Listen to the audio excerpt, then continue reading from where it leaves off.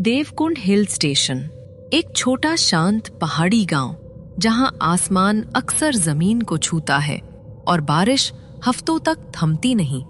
यहाँ के लोग कहते हैं कि हर बारिश अपने साथ किसी की परछाई लेकर आती है, एक साया जो सिर्फ भीगी रातों में दिखाई देता है। इन्हीं दिनों में 3 दोस्त अर्जुन, विक्रम और नैना छुट्टियां मनाने वहां पहुंचते हैं। उन्हें नहीं मालूम था कि उनकी हंसी मजाक की शुरुआत एक ऐसी बारिश में डूबने वाली है जो सिर्फ भीगने के लिए नहीं बल्कि बुलाने के लिए गिरती है। वाह, क्या जगह है! यहाँ की तो हवा में अलग ही सुकून है। पता नहीं सुकून है कि सनाटा।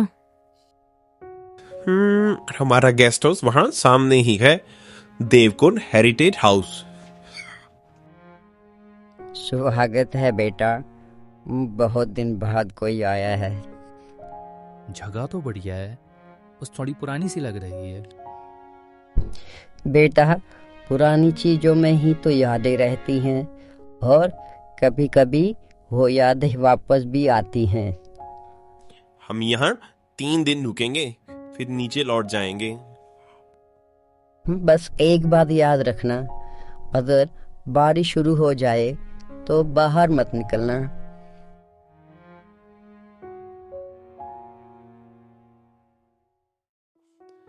क्या बात है यार, ऑफिस की चारदीवारी से निकलकर सीधे स्वर्ग पहुंच गए हैं। अब बस गरमा गरम चाय मिल जाए। अरे हाँ यार, जगह तो वाकई बहुत सुंदर है। उन बादलों को देखो, देखो जैसे हमें पुकार रहे हो। सुंदर तो है, लेकिन मुझे ये बादल कुछ ज्यादा ही गहरे लग रहे हैं। लगता है जैसे जोरदार बारिश होगी। अरे रिया, इतनी भी ड्रामनी फिल्में मत देखा करो। ये बारिश में ही तो मौज मस्ती का मजा आता है। अगली सुबह तीनों दोस्त घूमने निकले और वे एक पुरानी सुनसान हवेली पर पहुंच गए। अरे यार, ये हवेली तो देखो, कितनी बड़ी है और ऐसे लग रहा है जैसे ये सदियों से खाली पड़ी हो। हाँ यार, अजीब तो है, लेकिन फोटो खींचने के लिए ये सबसे बेस्ट जगह है। चलो आओ फोटो खींचते हैं। मुझे ये जगह बिल्कुल पसंद नहीं आई। जल्दी चलो यहाँ से।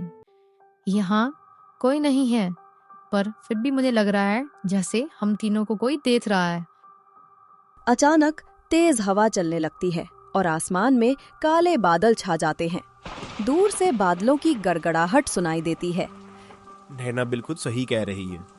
मुझे लगता है तूफान आने वाला है। हम सबको वापस जाना चाहिए। वापिस?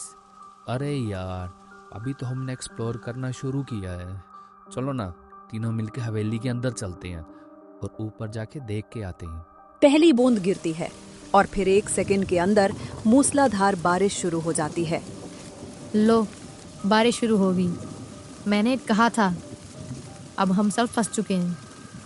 तीनों बारिश से बचने के लिए कोठी के अंदर भागते हैं। अंदर बहुत अंधेरा और सीलन है। हवा में धूल और सड़न की गंध है। अर्जुन फोन की टॉर्च जलाते हुए, ठीक है, बस तुम लोग घबराना मत। बारिश के थमते ही हम लोग यहाँ से निकलते हैं। अरे भाई, यहाँ तो ठंड ही बहुत है। लगता है आग ही जलानी पड़ेगी। तुम लोगों को सुनाई दिया? मुझे लग रहा है जैसे कोई ऊपर चल रहा हो। अर्जुन टॉर्च की रोशनी में आगे बढ़ता है। कबीर और रिया डरते डरते पीछे पीछे चल रहे हैं। अर्जुन भाई, सुनना, शायद हमें ऊपर नहीं जाना चाहिए। बारिश कम हो चुकी है, चलना, निकल के यहाँ से। अरे यार, डर मत, बस एक नजर ऊपर देख के आते हैं। शायद यहाँ कोई और भी फंसा हो। टॉर्च की रोशनी कॉरिडोर के अंत में एक दरवाजे पर पड़ती है। वहां एक सफेद पोशाक वाली एक लड़की खड़ी है। उसकी पीठ उनकी तरफ है। उसके कपड़े और बाल पूरी तरह से भीगे हुए हैं और पानी की बूंदें उससे टपक रही हैं। नमस्ते, क्या आप ठीक हैं? लड़की धीरे धीरे मुड़ती है। उसका चेहरा पीला और उदास है। उसकी आंखों में पानी भरा है, या शायद बारिश का पानी।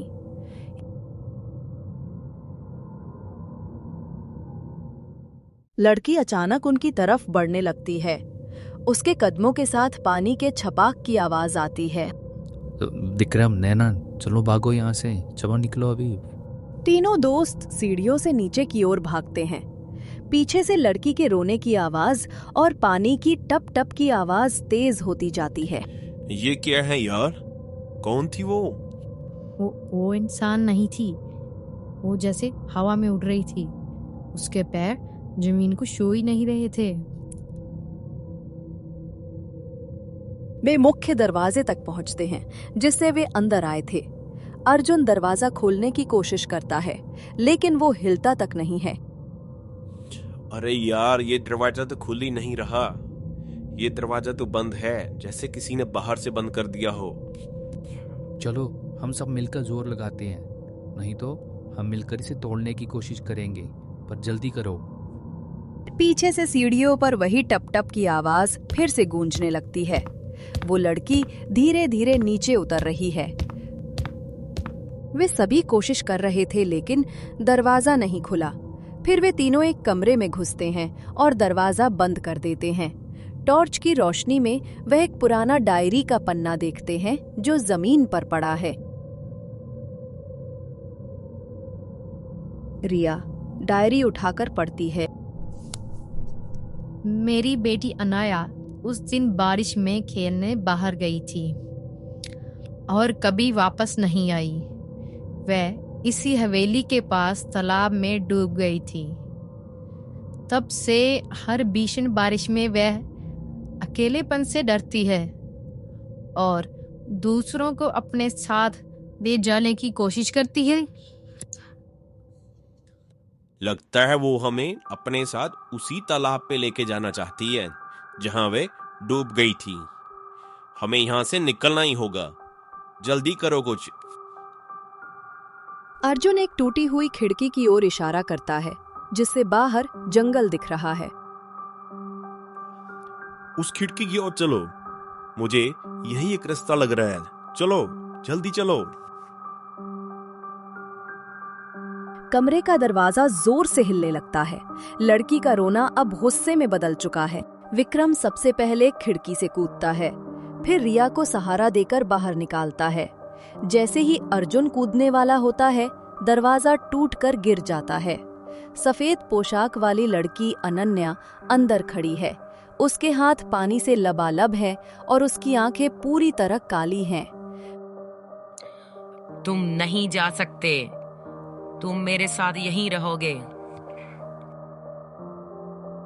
तीनों जंगल में भाग रहे हैं। पीछे से बारिश के शोर में उनके कदमों की आवाज मिल रही है, लेकिन वो आवाज उनके साथ साथ चल रही है। यार, और कितनी दूर तक भागना पड़ेगा? मुझे कुछ दिखाई नहीं दे रहा।